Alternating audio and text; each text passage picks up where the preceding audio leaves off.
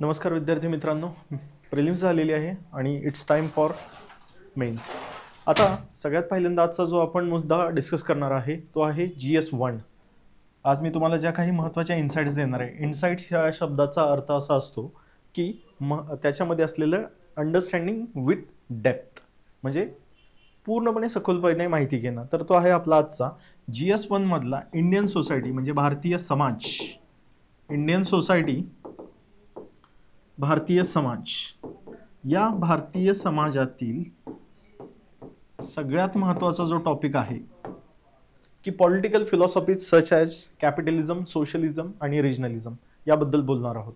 तर बघा, कधी पण ज्यावेळेस पण तुम्ही एक्झामची तयारी करता त्यावेळेस पहिल्यांदा सगळ्यात महत्त्वाचा आहे तुमचा सिलेबस, आणि सिलेबसला धरून तुम्ही त्या मागील प्रश्नपत्रिकांचं विश्लेषण केलं पाहिजे. आता विश्लेषण केलं पाहिजे म्हणजे काय नक्की केलं पाहिजे, तर सगळ्यात पहिल्यांदा तुम्ही काय केलं पाहिजे, क्वेश्चन पेपर्स घेतले पाहिजेत, ते क्वेश्चन्स वाचले पाहिजेत, त्याच्यानंतर काय विचारलेलं आहे हे समजून घेण्याचा प्रयत्न केला पाहिजे आणि एक्झॅक्टली तोच कंटेंट वाचला पाहिजे. पुस्तक तुम्ही जर म्हणाल की मी सर इंडियन सोसायटीच्या रिलेटेड एखादं पुस्तक वाचतो आणि मग मला याबद्दल एकदम इन डेप्थ नॉलेज येईल आणि मग मला MPSCची उत्तरे लिहिता येतील, नाही, असं होणार नाही. डायरेक्टली सांगतो, प्रॉब्लेम आहे याच्यामध्ये. का प्रॉब्लेम आहे? कारण पुस्तक हे MPSC किंवा कॉम्पिटेटिव्ह एक्झामसाठी बनलेलं नाही आहे. मग तुम्ही म्हणाल सर असं कसं म्हणताय, मग काय बनलेलं आहे नक्की? आयोगाचे question papers, previous year question papers बघितल्यानंतर त्या आधारित अभ्यास करणं हे आयोगाच्यासाठी बनलेलं आहे. तो अभ्यास बनलेला आहे, नक्की पुस्तक वाचून. मग तुमची PhD होणार आहे 100% सांगतो मी. तिथं नॉलेज येईल तुम्हाला भरमसाठ, जे असं पेरिफेरीमध्ये फिरेल बाजूला आजूबाजूला.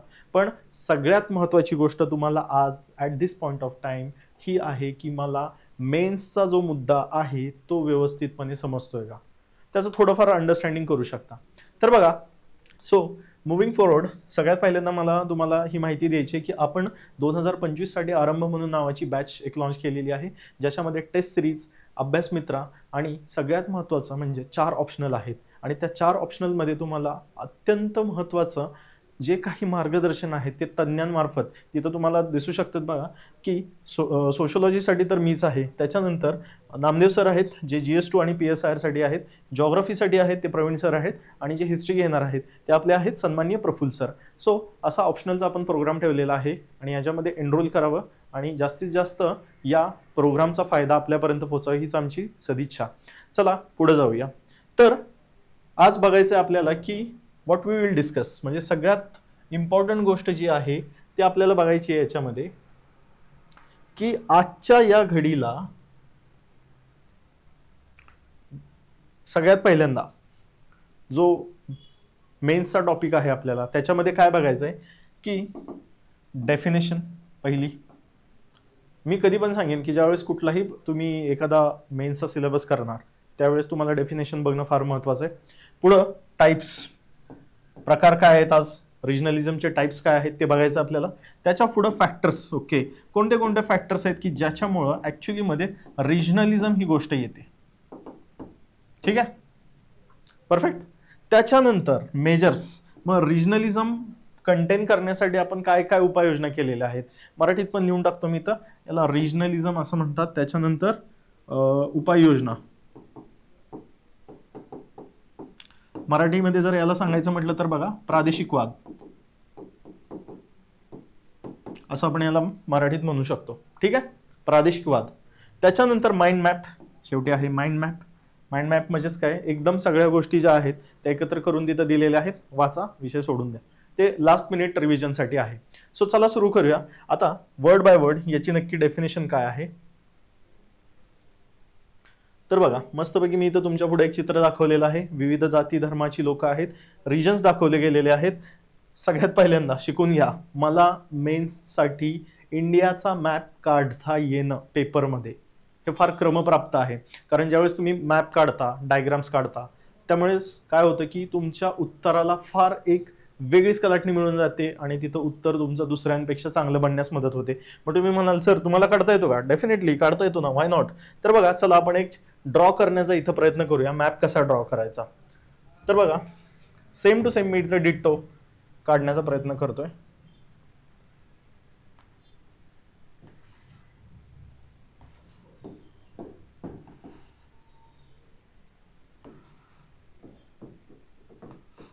दॅट्स इट, है ना, जमलं पाहिजे पटकन. I hope so. या पद्धतीने जर तुम्ही मॅप काढायला बघितला तर काय होईल तुम्हाला की दाखवता येतील, ओके हा एक वेगळा रिजन आहे, इथला वेगळा रिजन आहे, इथं वेगळा रिजन आहे, इथं वेगळा रिजन आहे. सो या रिजनमुळे काय होतं की त्याचे वैशिष्ट्य दाखवणं शक्य होईल. सो मी आत्तापर्यंत कधी कुठं सांगितलं नव्हतं, इंडियाचा मॅप काढता येणं प्रॅक्टिस झालीच पाहिजे. आणि हां, त्याला पण एक रूल आहे, सुरुवातीला व्यवस्थित काढायला शिका. एक बॉर्डर दिसली पाहिजे आणि त्याच्यातून तुम्ही मला सांगता आलं पाहिजे की अरे हा मॅप आहे म्हणून. ठीक आहे, कारण इतकं महत्त्वाचं आहे. जे कोणी मेन्सचे कॅन्डिडेट असतील UPSCचे ते तर 100% काढणार आहेत. तुम्हाला आम्ही भाव दिसला नाही पाहिजे तिथं, वेगवेगळे विचित्र काहीतरी तुम्ही चित्र काढलेली आहेत असं तिथं दिसलं नाही पाहिजे. ठीक आहे.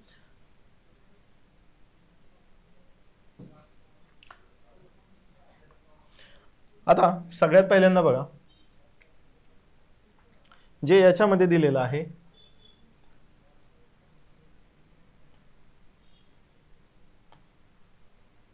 बघा सगळ्यात पहिल्यांदा मुद्दा इथं मी डेफिनेशन जी दिलेली आहे ती कशी आहे बघा. ही आहे तुमची डेफिनेशन. आता या डेफिनेशन मध्ये काय लिहिलेलं आहे बघा, it is a political ideology. ठीक आहे, वाचून नाही दाखवत मी. आता का नाही वाचून दाखवत तर बघा, मला मेन्सचा मुद्दा इथं पार्ट आहे की मेन्समध्ये जो इंडियन सोसायटीचा पार्ट आहे त्याच्यामधला हा एक मुद्दा आहे ज्याला असं म्हणतात की political philosophies like regionalism, socialism आणि कॅपिटलिझम, कम्युनिझम,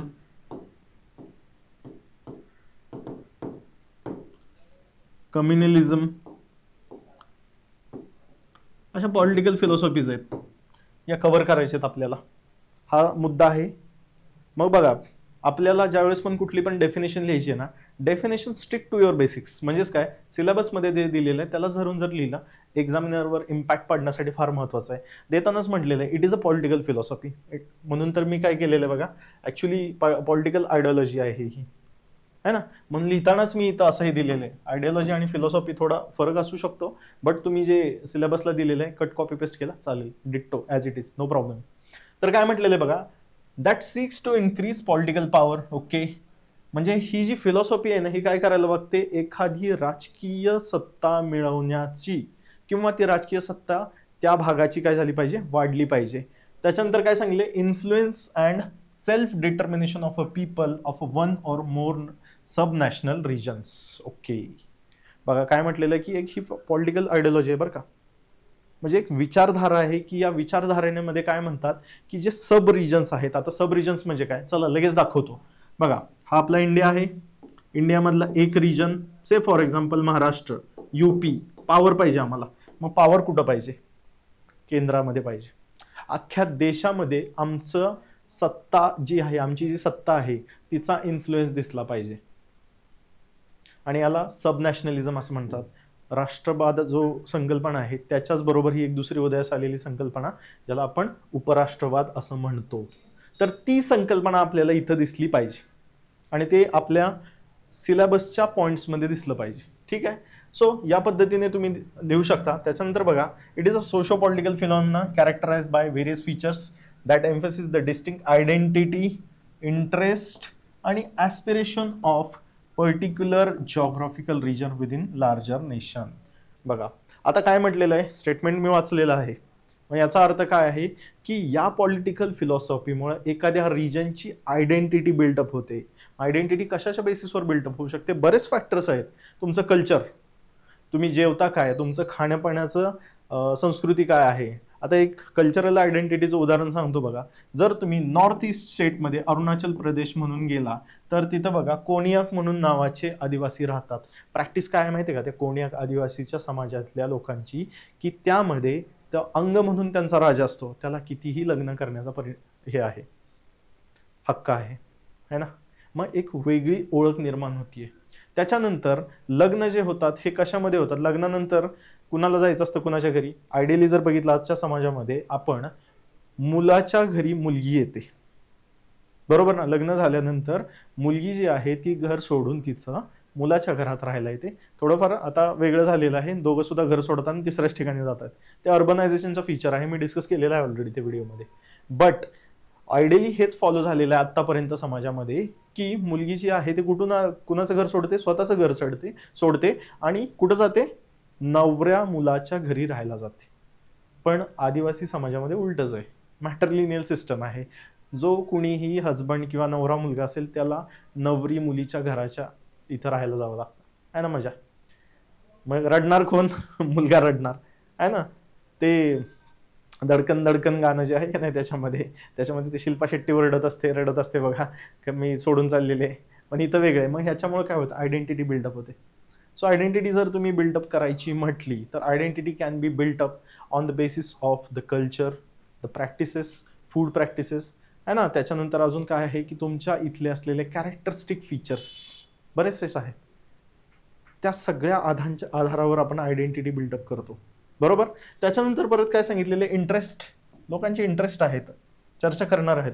थोडं जरा हळूहळू जाऊया, सगळं एकदमच नको खायला बघूया. आधी एक शब्द ना शब्द थोडीशी फोड करूया आणि पुढे जाऊया.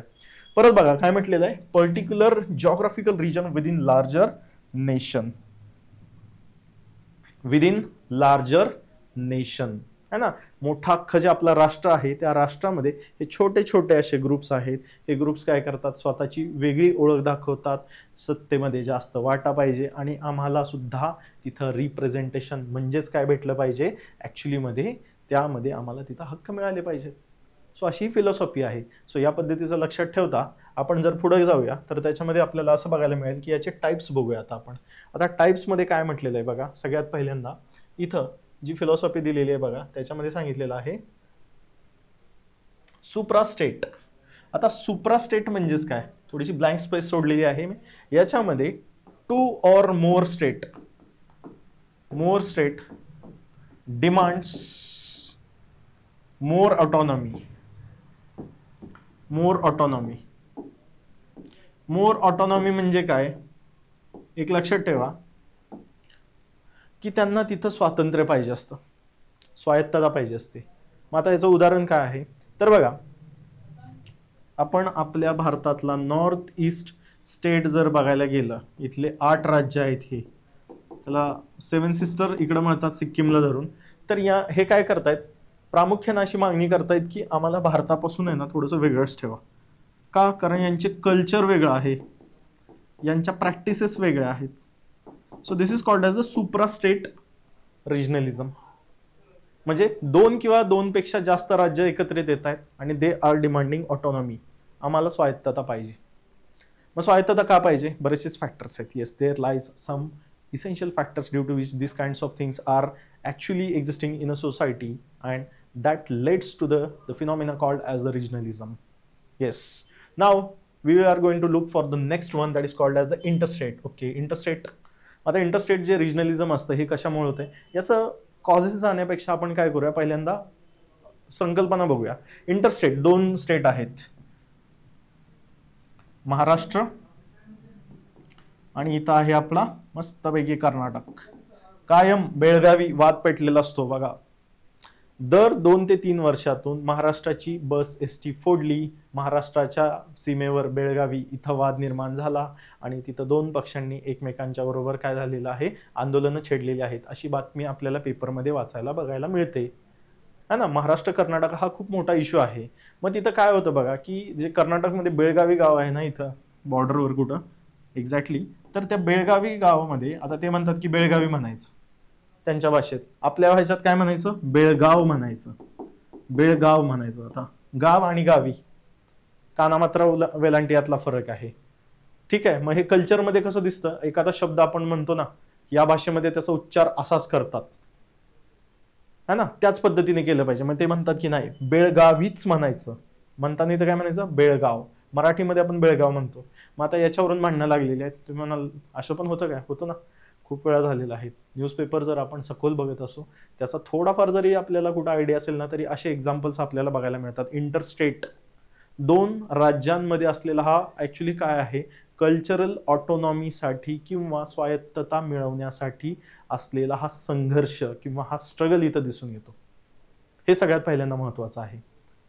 हे एक एक्झाम्पल. अजून आहेत का एक्झाम्पल? बरेच आहेत, पण कॉमन महाराष्ट्राला आहे, एमपीएससीचा सिलेबस आहे म्हणून म्हटलं ठीक आहे चला होऊन जाईल. त्याच्यानंतर काय म्हटलेलं आहे बघा, intrastate, within a state. Intrastate म्हणजेच काय, आता समजा महाराष्ट्र जे आहे, या महाराष्ट्राचेच आपण बघा सगळ्यात विभाग कसे करतो. पश्चिम महाराष्ट्र आहे, पश्चिम महाराष्ट्र, इथं मराठवाडा आहे, परत इकडं आपण म्हणतो विदर्भ आहे है ना. त्याच्यानंतर अजून काय म्हणतो, इकडं आलं की खानदेश. वेगवेगळे आपण असे भाग पाडलेले आहेत. मग आता खानदेश गेला, मराठवाडा गेला, हा पश्चिम महाराष्ट्र आहे है ना, आणि हा विदर्भ आहे. हे लोक कसे करतात, प्रत्येक जण आपापली ओळख निर्माण करण्याचा प्रयत्न करतात. मग आता कसं आहे बघा, जर तुम्ही म्हटलं की मराठवाड्यामध्ये गेला तर भाषामध्ये जरा फरक पडतो होतं. जसं आपण पश्चिम महाराष्ट्रामध्ये जर गेलो तर गुलाबजाम आहे, त्याला गुलाबजाम असं म्हणतात. नगर साईडला गेलं थोडंसं पुढं, नगर साईडच्या त्याला गुलाबजांबू सुद्धा म्हणतात कधी कधी. असा टोनमध्ये फरक येतो. म्हणजे ते हिंदीमध्ये म्हण आहे बघा, कोस कोस पर बदले पाणी, 4 कोसवर वाणी. म्हणजे जर तुम्ही थोडं थोडं चालत गेला तर पाण्याची चव बदलत जाईल. तिथून थोडंसं पुढे गेला तर काय होईल, तुमच्या भाषेची जी टोन किंवा आपण म्हणतो भाषेमध्ये जी एक गुणधर्म, किंवा गुणधर्म म्हणण्यापेक्षा जी बोलीभाषा आहे ना, त्याच्यामध्ये तुम्हाला बोलण्याच्या याच्यामध्ये फरक दिसून येईल है ना. तर हे बघणं फार गरजेचं आहे. आणि मग हे काय करतं, कल्चर दाखवतं तिथलं. आता कोल्हापूरला गेल्यावर आपण असं म्हणतो ना, काय बावड्या कसा आहेस है ना, जेवला काय, जेवलास काय असं म्हणतात. सातारमध्ये काय म्हणा, जेवला का भावा. मग ते अशी काहीतरी एक्झाम्पल्स असतात, त्या याच्यावरून आपल्याला कळतं की अरे हा तू हे आहे. बघा तुम्ही कधी पण एखादा जर सातारचा माणूस किंवा पुण्याचा माणूस उठून जर कोल्हापूर किंवा तिकडं सांगलीला गेला तर लगेच कळून येतं. ते विचारतात सातारा किंवा पुण्याचा आहे का, बोलीभाषेवरनं कळतं. मग ते लगेच कळतं हां काय झालेलं आहे, कल्चर दिसते तिथं. तुम्ही लँग्वेज जी बोलताय त्या लँग्वेजचं तिथं तुम्हाला डॉमिनन्स दिसून येतो. मग काय होतं याच्यामुळं, आपापसात ऑटोनॉमी मागायला लागतात. आता विदर्भ वेगळा द्या, कितीतरी वर्ष झालं मागणी चाललेली आहे. मराठवाडा इकडं वेगळा काढा, खानदेश काढा, इकडं पश्चिम महाराष्ट्र वेगळं ठेवा, महाराष्ट्रातच अजून 4 वेगळे राज्य काढा, म्हणजे झालं कल्याण. असे कितीतरी हे चाललेलं आहे. किंवा याचं अजून फार चांगलं उदाहरण द्यायचं म्हटलं तर एक्झाम्पल बघा, पोट्टी श्रीरामलू. पोट्टी श्रीरामलू यांनी काय केलं होतं, भारताचा जो तमिळनाडू आहे या तमिळनाडूमधून आंध्र प्रदेश वेगळा निघावा अशी मागणी केली होती. त्यावेळेस 55 दिवसाची स्ट्राईक केली होती. आणि ती स्ट्राईक केल्यानंतर याच्यामध्ये त्यांची काय झाली होती, डेथ झाली होती, म्हणजे मृत्यू झाला होता. आणि तो जो मृत्यू झाला होता तो कुठल्या कारणामुळे झाला होता, की आम्हाला तमिळनाडूमधून आंध्र प्रदेश वेगळं पाहिजे. आणि मग त्यांच्या मृत्यूनंतर ते कमिशन बसला. स्टोरी माहिती आहे तुम्हाला, ते फजल अली, के.एम. पन्नीकर, त्याच्यानंतर हृदयनाथ कुंजरू, त्याच्यानंतर परत कुठली कमिटी बसली होती, JVP कमिटी बसली होती. स्टोरी तुम्हाला माहिती आहे, मी ते रिपीट करत बसणार नाहीये. मग त्या स्टोरीनुसार काय झालं बघितलं तर आपलं भारतामध्ये आंध्र प्रदेश म्हणून नावाचं राज्य आलं. आता आंध्र प्रदेश म्हणजे नावाचं राज्य जे आलं, त्या आंध्र प्रदेशमध्ये परत 2014 1 जुलै तेलंगणा मागितला त्यांनी. का, आमचं कल्चर वेगळं आहे, त्या आंध्र प्रदेशचं. अरे पण भाषा तर एकच बोलताय ना. म्हणजे काय होतं, असे फाटे फुटत चाललेले आहेत, होतंय. आणि हे प्रत्येक जसं जसं आपण खाली जाऊ तसं होतंय. मग हे कशामुळे होतंय, की तुमचं कल्चरच वेगळं आहे ना तिथं. मग हे ऑटोनॉमी आपल्याला तिथं मेंटेन ठेवलीच पाहिजे. त्यांना गव्हर्निंगचे राईट्स दिलेच पाहिजे. राज्यकारभार चालवण्याचे तिथल्या लोकांना आपण अधिकार दिलेच पाहिजे. त्यांचं कल्चर जपलंच पाहिजे. आणि ते जपणं आपलं कर्तव्य आहे. संविधान सुद्धा तेच म्हणतं, कारण का डेमोक्रेसी आहे आपल्या इथं. नंबर 4 परत, सन ऑफ द सॉइल. अहो भूमिपुत्र. ॲक्च्युली सगळं आम्ही या देशाचे किंवा आम्ही या भूमीचे पुत्र आहोत. या जमिनीवर आम्ही राहतो, जमिनी आमच्या, आम्ही या जमिनीचे मालक, अशी जी धारणा असते, अशी जी टेंडन्सी असते लोकांमुळे. त्यामुळं इथं आपल्याला रिजनलिझम हे दिसतं. ॲक्च्युली हे टाईप्स आहेत. सो आपल्याला इथं असं म्हणता येईल की सुप्रा स्टेट म्हणजेच काय, 2 किंवा 2 पेक्षा जास्त स्टेट मिळून अख्ख्या राष्ट्रातून किंवा अख्ख्या देशातून म्हणतात आम्हाला वेगळं पाहिजे राज्य. जसं की त्याचं उदाहरण मी सांगितलं, नॉर्थ ईस्ट. नंबर 2 त्याच्या पुढं इंटरस्टेट म्हणजेच काय, 2 राज्यांमधला वाद, जसं महाराष्ट्र कर्नाटक मधला वाद. त्याच्यानंतर इंट्रास्टेट, विदिन स्टेट, जे राज्यांमध्ये आहेत त्याच्यामध्येच ते परत काय म्हणतायत की नाही आम्हाला इथं पाहिजे वेगळी ऑटोनॉमी. त्याच्यानंतर परत सन ऑफ द सॉइल, भूमिपुत्र है ना, की आम्ही या देशाचे कोण आहोत, ही जमीन आमची आहे, हा देश माझा आहे, ही माती माझी आहे, म्हणजे कोण, मला इथं माझे हक्क पाहिजेत. सो अशा पद्धतीचे तुम्ही काय बघू शकता इथं, हे रिजनलिझम म्हणजेच प्रादेशिकतावाद याचे प्रकार बघू शकता. आता याच्या पुढे आपण जाणार आहोत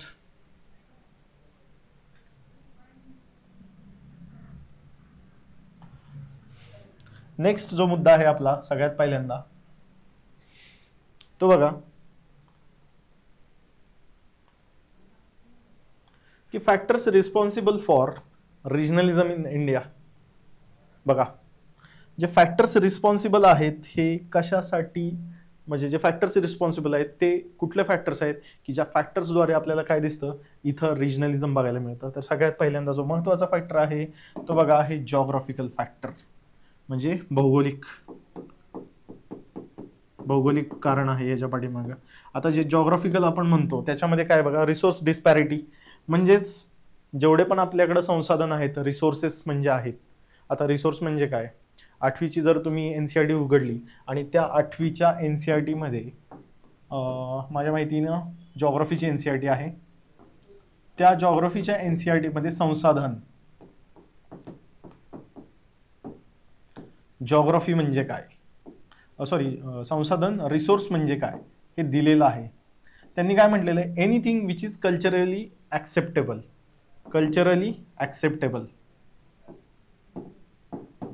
त्याच्यानंतर इकॉनॉमिकली फिजिबल. काय म्हटलेलं आहे, इकॉनॉमिकली फिजिबल नंबर 1, आणि क्वांटिटीमध्ये ते अवेलेबल पण पाहिजे. ह्या 3 गोष्टी जिथं सापडतात त्याला आपण रिसोर्स म्हणू शकतो. कल्चरली वे ॲक्सेप्टेबल म्हणजेच काय, समजा आपण आंघोळ केलेलं पाणी आहे, परत पिणार आहेत का तुम्ही, नाहीत पिणार का, तुम्ही म्हणणार अरे सकाळी आंघोळ केलेलं आहे, पण त्याला जर प्युरिफाय करून घेतलं आणि व्यवस्थित त्याच्यावर प्रॉपर ट्रीटमेंट केली, इफ्लुएंट ट्रीटमेंट प्लांटमध्ये नेलं आणि सगळ्या गोष्टी केल्या, तुम्ही ॲक्सेप्ट करणार आहेत का, नाही म्हणणार अरे सकाळी तर केली होती त्याच पाण्याने आंघोळ, तीच प्यायला देत आहे का. भले त्याच्यामध्ये सगळ्या तुम्ही क्वालिटीज आणलेल्या आहेत, pH व्यवस्थित आहे त्याच्यामध्ये, काय म्हणायचं त्याची चव व्यवस्थित आहे, ट्रान्सपरन्सी आहे, कुठलेच मायक्रो ऑर्गॅनिझम्स नाही आहेत, त्याची जी सॅलिनिटी आहे ती सुद्धा कमी आहे, असं पाणी ॲक्सेप्ट करणार आहे का, पण नाही, कल्चरली ॲक्सेप्ट पाहिजे ती गोष्ट. दुसरी गोष्ट ती काय पाहिजे, इकॉनॉमिकली फिजिबल मिळाली पाहिजे, पण स्वस्तात मिळाली पाहिजे. पाणी मिळतंय 1.5 लाख रुपये लिटरला, पॉसिबल आहे का, इस्रायल सारख्या देशांमध्ये काय होईल. मग सगळ्यात इम्पॉर्टंट गोष्ट हीच आहे की ती इकॉनॉमिकली फिजिबल, आपल्याला ते स्वस्तात पण उपलब्ध झालं पाहिजे आणि अवेलेबल पण पाहिजे, विपुल मात्रामध्ये त्याचं काय पाहिजे आपल्याकडे प्रमाण पाहिजे, ते म्हणजेच खूप मोठ्या प्रमाणावर ते अवेलेबल पाहिजे. ज्यावेळेस 3 गोष्टी अशा मिळतात त्याला आपण रिसोर्सेस असं म्हणतात, त्याला काय म्हणतो, रिसोर्सेस असं म्हणतो. आणि ते रिसोर्सेस जे आहेत ते काय झालेले आहेत, ॲक्च्युली स्कॅटर्ड झालेले आहेत. जॉग्राफीचा ज्यावेळेस स्टडी करतो त्यावेळेस बघा ना, ते कोळशाच्या ज्या खाणी आहेत, कोळशाच्या खाणी ह्या सगळ्या ते छोटा नागपूर, छत्तीसगड इकडच्या भागात आहेत, बरोबर. ॲल्युअल सॉइल रिसोर्समध्ये म्हटलं तर ती जमीन जी आहे ती इथं आहे. त्याच्यानंतर ब्लॅक कॉटन सॉइल कुठं आहे, इथं आहे, पठारावर आहे, बरोबर ना. रेड सॉइल कुठं आहे, काढा. मग हे जे रिसोर्सेस आहेत ते देशामध्ये कुठे आहेत, वेगवेगळ्या ठिकाणी वेगवेगळे आहेत. मग याच्यामुळे काय होतं की ज्या वेळेस पण तुम्हाला इथं अनइव्हन डिस्ट्रीब्युशन ऑफ रिसोर्सेस होतं त्यावेळेस काय होतं, इम्बॅलन्सेस होतात. आणि मग काय होतात की म्हणतात की ॲक्च्युलीमध्ये आता इकडं जास्त रिसोर्सेस सापडत आहेत ना, हे रिसोर्सेस आमचे आहेत, आम्ही याचे पहिले मालक आहोत, इथून पळा, आमच्याकडे यायचं नाही. किंवा इकडं जंगलात इकडं नॉर्थ ईस्टकडं खूप जास्त आहेत, ते मिझोरमचं आपण स्टेट म्हणतो ना. सो जॉग्राफिकल फॅक्टर पाहिला आहे, हे महत्त्वाचं आहे त्याच्यामध्ये, लक्षात ठेवा. सो याच्यानंतर परत पुढे गेलो तर नेक्स्ट फॅक्टर जो आहे तो आहे बघा colonial division. Okay, historical factor. आता हिस्टॉरिकल फॅक्टर म्हणजे याच्यात हा ऐतिहासिक घटक आहे. आता सगळ्यात महत्त्वाची गोष्ट आहे कोलोनियलिझम. कोलोनियलिझम म्हणजेच काय, औपनिवेशिक भारत. ज्यावेळेस इंग्रज आपल्या इथं राज्य करत होते त्यावेळेस त्या राज्यकर्त्यांनी आपल्या इथं आग लावून दिली, डिवाइड अँड रूल त्याला पॉलिसीला आपण असं म्हणतो. आणि ते जे कल्चरलमध्ये डिफरन्स येतात त्या कल्चरच्या डिफरन्सच्या आधारावर त्यांनी काय सांगितलं, हे वेगळं आहे तो वेगळा आहे, काय करा लावून द्या भांडणं. So British colonial rule encourage regional identities through administrative division. Administrative division केले होते ना त्यांनी, काय केले होते तुम्हाला माहीत आहे, 3 बेंगॉलचे एक केले होते, सॉरी बेंगॉल इथं मद्रास आणि बॉम्बे अशा 3 प्रेसिडेन्सीज केल्या होत्या सुरुवातीला आल्यानंतर. मग ॲडमिनिस्ट्रेटिव्ह प्रोव्हिन्सेस पाडले आणि मग काय सांगितलं, हे लोक वेगवेगळे आहेत. बघा त्यांच्या इथं काय होतं माहिती आहे का, त्यांनी फोर्ट विल्यम म्हणून नावाचं एक कॉलेज लावलं होतं. आता या फोर्ट विल्यम कॉलेजमध्ये काय करायचे, ICS ऑफिसर्सला ट्रेन करायचे. ICS म्हणजे कोण, इंडियन ॲडमिनिस्ट्रेटिव्ह सर्व्हिसमधले त्यावेळेसचे ऑफिसर्स. वर्ष फक्त त्या लोकांचं 19 19.5 वर्षाचे ऑफिसर्स होते. त्यांना बरोबर ट्रेन केलं होतं काय, की जर तुम्हाला एखादा देश काबीज करायचा आहे, त्या देशावर वर्चस्व मिळवायचं आहे, पहिला त्या देशाचा इतिहास काय करा, व्यवस्थित म्हणजे समजून घ्या आणि मग तुम्हाला कळेल. म्हणून तर मग त्यांनी ती डिवाइड आणि रूल, दोघांच्या मध्ये भांडणं तिसऱ्याचा लाभ, बोक्याची स्टोरी माहिती आहे ना, लोना, सेम तेच झालेलं आहे, माहीत असू द्या. परत लिंग्विस्टिक फॅक्टर. ओके, लिंग्विस्टिक म्हणजेच काय, भाषा, भाषेचा फॅक्टर. आता तुम्ही बघा, post independence linguistic state reflected emotional bond and the ease of communication, language based statehood demand like Telangana आणि इमर्जन्स असं दिलेलं आहे. बरोबर. आता ते पॉलिटीमध्ये जर आपण गेलो, आत्ताचीच मी स्टोरी सांगितली ती पोटी श्रीरामुलू यांची. पहिलं कुठलं आलं ते तेलंगणा, सॉरी आत्ता सांगितलं रिसेंटमध्ये. त्याच्यामध्ये ते आपल्याला MPSCच्या मुलांना तर ते पाठच असतं. 10वी कॉन्स्टिट्युशनल अमेंडमेंटनं कोण, दादरा नगर हवेली, परत दमन दीव, गोवा, त्याच्यानंतर कोण आहे ना ते सिक्वेन्स वाईज जसे जसे राज्य आले, हे कशावर येत होते, ॲक्च्युली लिंग्विस्टिक डिमांड्सवरच मागणी करत होते. आणि लिंग्विस्टिक डिमांड जर मागितली तर काय होतं, रिजनलिझम प्रमोट होतं, आम्हालाच आमचा भाग द्या, दुसरं आम्हाला कोण नको आहे. त्याच्यानंतर पुढं बघा, जर जायचं म्हटलं याच्यामध्ये तर रिलिजियस फॅक्टर पण आहेत का, डेफिनेटली आहेत. रिलिजियस फॅक्टर्स आहेत, जसं की बघा, religious differences led to the India separation from the Pakistan and the creation of Bangladesh. Okay, ॲक्च्युलीमध्ये रिलिजियस कारणं पण आहेत. काढला वेगळा 1947च्या वेळेस ज्यावेळेस भारत आणि पाकिस्तान वेगळा झाला, तर हा पूर्व पाकिस्तान इकडं झाला आणि पश्चिम पाकिस्तान इकडं झाला. कशाच्या बेसिसवर काढला, रिलिजन. इथं राहणारे कोण आहेत, इस्लाम धर्माला मानणारे आहेत, वेस्ट आणि ईस्टकडं. मध्ये कोण होते, मेजॉरिटी हिंदू होते. असं कोणाचं म्हणणं होतं, ज्यांनी पाकिस्तान वेगळा भाग करायला पाडलं ते भारतातल्या नेत्यांचं म्हणणं नव्हतं, पण ते रिलिजनला वेगळे पकडत होते, त्यामुळे ते प्रॉब्लेम तिथं झाला. सो रिलिजन हा सुद्धा एक महत्त्वाचा घटक आहे, की ज्याच्यामध्ये काय होतं तुम्हाला बघायला मिळू शकतं की रिजनलिझम याच्यामुळे प्रमोट होऊ शकतं. नेक्स्ट, आता पॉलिटिकल फॅक्टर्स आहेत का, डेफिनेटली आहेत. राजकीय गोष्टी आहेत का नाही आहेत, 100% आहेत याच्यामध्ये. बघा की identity politics, regional leaders use cultural and linguistic identities for the political gain. Trinamool Congress focus on West Bengal's distinct needs. Okay, TMC जे आहे, तृणमूल काँग्रेस, TMC जी पार्टी म्हणतो आपण तिथं, तर ती जी पार्टी काय करते, ॲक्च्युली वेस्ट बेंगॉलच्या कल्चरल असर्टिव्हनेसला काय करते, प्रमोट करायला बघते, तिथलं लोकांचं कल्याण आहे ते करायला बघते. सो हे एक इम्पॉर्टंट आहे फॅक्टर, महत्त्वाचा, माहीत असू द्या. परत काय आहे, economic factor. Yes, economic factor पण आहेत. आर्थिकदृष्ट्या जे आपण म्हणतो घटक आहेत, तर त्यानुसार सुद्धा काय म्हणतात, वेगळे द्या. आता उदाहरण इथं दिले, under development of the grievances from Telangana's creation असं म्हटलेलं, किंवा झारखंड. तेलंगणा का ॲक्च्युली झाले, तो निग्लेक्टेड भाग होता. अख्ख्या आंध्र प्रदेशची जेवढं जर आपण बघायला गेलं, एक मिनिट मी दाखवतो इथं. आंध्र प्रदेश जर हा काढला तर आंध्र प्रदेशमध्ये हा आंध्र प्रदेश होता, तेलंगणा असा वेगळा काढलेला आहे इथं त्यांनी. तेलंगणा इथं का वेगळा काढलेला, ते म्हणत होते अंडर डेव्हलपमेंट आहे तिथं, लोकांचा विकासच होत नाहीये. म्हणून तर मग ती सातत्यानं मागणी होत होती की ह्याला काढा वेगळा आणि मग आम्हाला आमचे काय द्या, अधिकार द्या. मग तुम्ही म्हणाल की सर ॲक्च्युलीमध्ये हे नुसतं स्टेट काढल्यामुळं वेगळं असा काय फरक पडतो ना. जर तुम्ही पॉलिटी स्टडी केला असेल प्रॉपरली तर बघा, भारताच्या संविधानामध्ये 280 कलम जर तुम्ही बघितला, तिथं फायनान्स कमिशन म्हणून नावाची एक बॉडी आहे, कॉन्स्टिट्युशनल बॉडी आहे. फिस्कल डिव्हॉल्युशन देते, सॉरी फायनान्शियल डिव्हॉल्युशन करते 41%. म्हणजे तिच्याकडे असणारे, भारतीय सरकारकडे असणारे, केंद्र सरकारकडं जे पण 100 रुपये आहेत त्यातले 41 रुपये कुणाला द्यावे लागतात, राज्यांना द्यावे लागतात. कशाच्या आधारे द्यावे लागतात, तर बघा इन्कम 45% क्रायटेरिया आहे 2015च्या नुसार. फॉरेस्ट, तिथं जंगलं किती आहेत. त्याच्यानंतर काय आहे, लँग्वेज. त्याच्यानंतर अजून कशाच्या बेसिसवर द्यावे लागतात तुम्हाला तिथं, अजून जे डिव्हॉल्युशन म्हणजे पैसे आपण जे म्हणतो ना, फिस्कल फेडरलिझम, ते इथं द्यावे लागतात. हे कुणाच्या आधारावर लागतात, हे 280. मग मला एक सांगा की जर वेगळं राज्य केलं आणि वेगळं राज्य केलं तर मग काय होणार आहे, सरकारला बाध्य आहे ते की तेवढ्या राज्याला तेवढे फंड्स द्या. आता विचार करा की नुसतं आंध्र प्रदेशला आले, तेलंगणा हा जो भाग होता याला जर निग्लेक्ट केलं तिथल्या राज्यकर्त्यांनी, मग किती अन्याय होणार आहे त्यांच्यावर. पण आता तेलंगणा हे काय झालेलं आहे, वेगळं राज्य झालेलं आहे आणि वेगळं राज्य झाल्यामुळं तिथं ग्रांट्स देणं शक्यच आहे.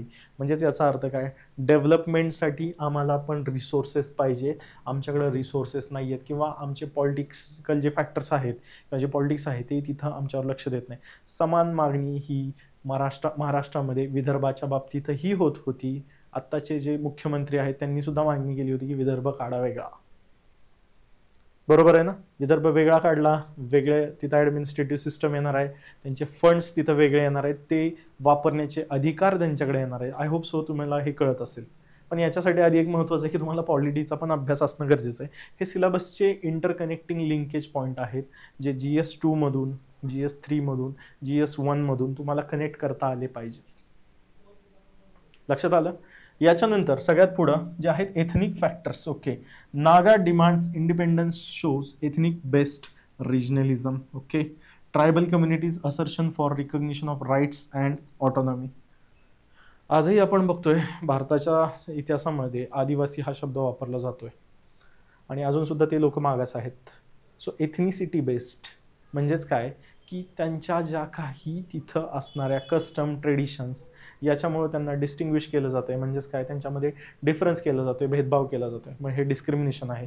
भारताचं संविधान तर सरळ सरळ म्हणतं no discrimination on the basis of caste, religion, sex, place of birth, race, religion, जे काय असेल ते. मग एवढ्या सगळ्या गोष्टी जर असतील तर काय करणार, ऑब्व्हियसली हे डिमांड करणार आहेत, है ना. मग याच्यानंतर पुढं जायचं म्हटलं तर बघा, कल्चरल फॅक्टर्स ऑलरेडी मी काउंट केलेले होते. कल्चरल फॅक्टर्स, त्याच्यानंतर कास्ट सिस्टम. ओके, आता बघा कास्ट सिस्टमच्या बाबतीत कल्चरल फॅक्टर मी ऑलरेडी बोललेलो आहे. कास्ट सिस्टम जे आहे, कास्ट सिस्टम जर बघितलं तुम्ही तिथं उत्तर प्रदेशमध्ये भयंकर गोष्टी चालतात ह्या. सो कास्ट बेस्ड पॉलिटिक्स तिथं खूप आहे. त्यामुळे लोक काय म्हणतात, त्या जातीच्या लोकांना तिथे न्याय मिळत नाही, तो भागच वेगळा काढा. ॲक्च्युली तिथं आम्हाला ते काय पाहिजे, मोर ऑटोनॉमी पाहिजे. आमचे हक्क जे आहेत, आमचे इंटरेस्ट जे आहेत ते फुलफिल झाले पाहिजेत. हे इम्पॉर्टंट गोष्ट आहे. Rituals and festivals. ओके, फेस्टिवलच्या बाबतीत पण आहे ना, जे सण वगैरे साजरे करतो त्या बेसिसमुळे सुद्धा होऊ शकतं. दिवाळी साजरी करतात लोक, नॉर्थमध्ये नाहीत करत एवढे, आपण महाराष्ट्रात खूप मोठ्या उत्साहाने साजरी करतो, है ना. साऊथला करतात केवढी, पण त्यांच्या प्रॅक्टिसेस आहेत. मग काय होतं, याच्यामुळे असं दाखवलं जातं की त्यांचं कल्चर वेगळं, आमचं कल्चर वेगळं.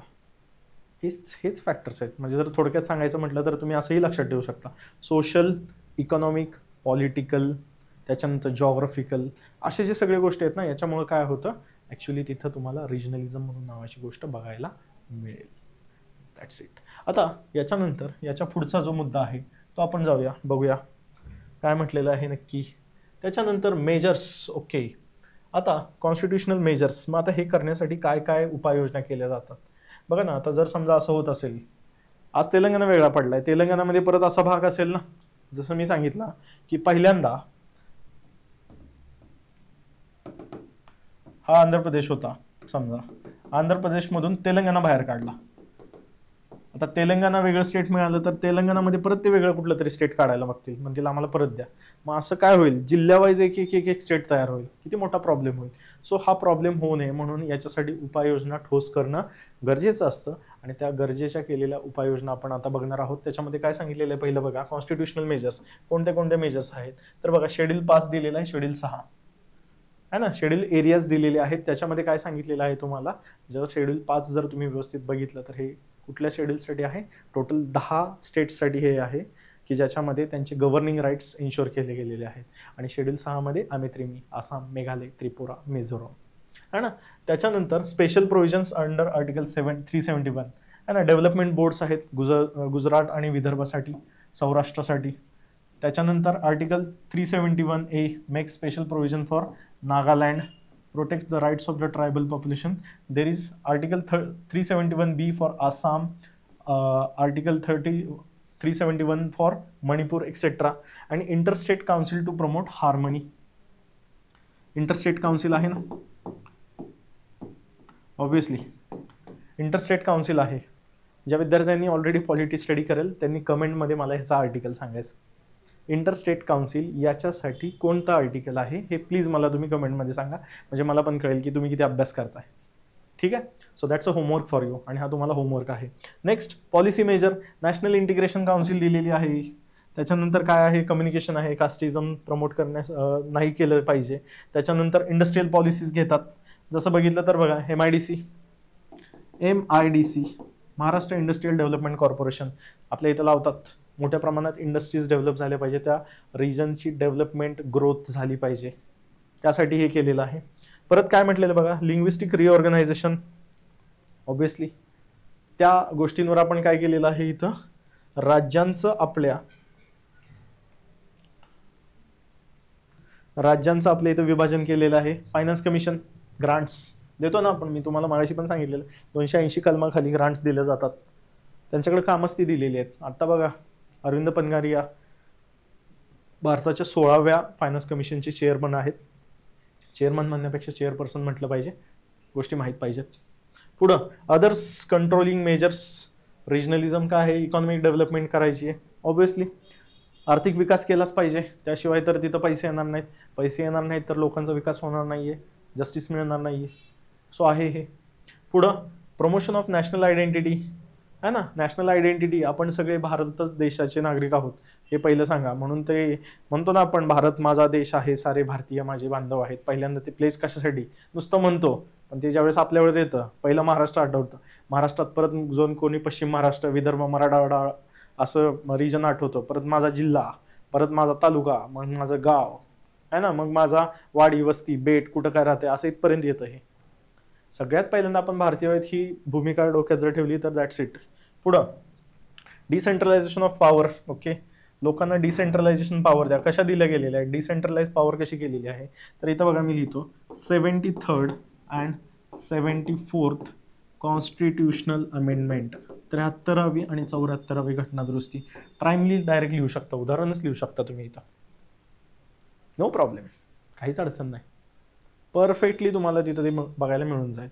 त्याच्यानंतर परत काय सांगितलं, अँटी डिस्क्रिमिनेशन पॉलिसीज आहेत. इक्वॅलिटी इन्क्लुझिव्हनेस करण्यासाठी बऱ्याच गोष्टी लिहू शकतो आपण त्याच्यामध्ये. सो जास्त मी याच्यामध्ये काय तुम्हाला बोर करणार नाही आहे, फक्त बघायचं आहे तुम्हाला ॲक्च्युलीमध्ये किती काय काय गोष्टी आपण करू शकतो. पुढं आहे बघा प्रमोशन ऑफ मल्टीलँग्वेलिझम. एज्युकेशनमध्ये बघा एक खासियत भारी सांगतो तुम्हाला, गव्हर्नमेंट कसं मेजर घेतं याच्यामध्ये, आणि जास्त हे करूया बघा. प्रमोशन ऑफ मल्टीलँग्वेलिझम, जर तुम्ही नॅशनल एज्युकेशन पॉलिसी बघितली, नॅशनल एज्युकेशन पॉलिसी, या नॅशनल एज्युकेशन पॉलिसी जी आहे 2020ची, याच्यामध्ये सरळ सरळ सांगितलेले 3 लँग्वेजवर भर द्या. एक तुमची रिजनल लँग्वेज, म्हणजे जी तुम्ही वर्नॅक्युलर बोलताय, मराठी असेल, हिंदी असेल. त्याच्यानंतर दुसरी एक अदर लँग्वेज, सेकंड लँग्वेज, आणि तिसरी इंग्लिश. अशा 3 लँग्वेजवर द्या. भारतामध्ये जे PM श्री जवाहर नवोदय विद्यालय हे जे यांची स्थापना केली गेलेली आहे ती याच धर्तीवर केलेली आहे. कल्चरल इंटिग्रेशन करण्यासाठी हे सगळे प्रोग्राम्स आहेत, है ना. त्याच्यानंतर परत काय सांगितलेलं आहे, कॉन्स्टिट्युशनल सेफगार्ड्स. कॉन्स्टिट्यूशनमध्ये तिथं तुम्हाला सेफगार्ड्स मिळाले पाहिजेत, आहेत बरेच. सो असे बरेचसेच मेजर्स आहेत की ज्याच्यामध्ये काय करू शकतो आपण, रिजनलिझम कंटेन करू शकतो. आता याच्यानंतर सगळ्यात महत्त्वाची गोष्ट, इथं मी एक माइंड मॅप दिलेला आहे. हा माइंड मॅप तुम्ही वाचू शकता, मी हा काय एक्सप्लेन करणार नाही आहे. ऑलरेडी ॲक्च्युलीमध्ये असा उभा करून दिलेला आहे, आडवा करून तुम्ही तुमचा मोबाईल टॅब जे काय वापरता ते वापरून तुम्ही त्याला काय करू शकता, व्यवस्थितपणे बघू शकता, आणि हे फॅक्ट्स काय करू शकता, लक्षात ठेवू शकता. आता परत एकदा आपण याचा रिकॅप घेऊया, आणि रिकॅप घेऊन काय करूया बघूयात की नक्की आपण काय शिकलो. तर रिजनलिझम म्हणजे काय असतं बघा, की या रिजनलिझममध्ये एक पॉलिटिकल आयडियोलॉजी आहे. लक्षात ठेवा, मेन्सचा मुद्दा ॲज इट इज लक्षात ठेवायचा. पॉलिटिकल आयडियोलॉजी म्हणजे राजकीयदृष्ट्या ॲक्च्युली ही काय आहे, एक विचारधारा आहे ज्याच्यामध्ये एखादं राज्य किंवा एखादा प्रदेश, त्या राज्याला विशेष अशा गोष्टी काही मिळाव्यात, प्राधान्य मिळावं, आणि त्या त्या प्रदेशाचं अस्तित्व जे आहे हे दाखवून देण्यासाठी प्रयत्न करत असतं. ते कुठल्या आधारे करू शकतं, तर बघा तुमची भाषा, त्याच्यानंतर तुमचे असणारे तिथलं कल्चर म्हणजे संस्कृती, कला, ज्या काही गोष्टी आहेत, या सगळ्या गोष्टींमधून काय करतं, ते एक आपलं अस्तित्व निर्माण दाखवण्याचा प्रयत्न करते. याच सर्व गोष्टींना आपण प्रादेशिकतावाद किंवा रिजनलिझम असं म्हणू शकतो. त्याचे 4 प्रकार आहेत. पहिलं सांगितलं होतं सुप्रास्टेट, दुसरं सांगितलं होतं इंटरस्टेट, त्याच्यानंतर इंट्रास्टेट आणि सन ऑफ द सॉईल.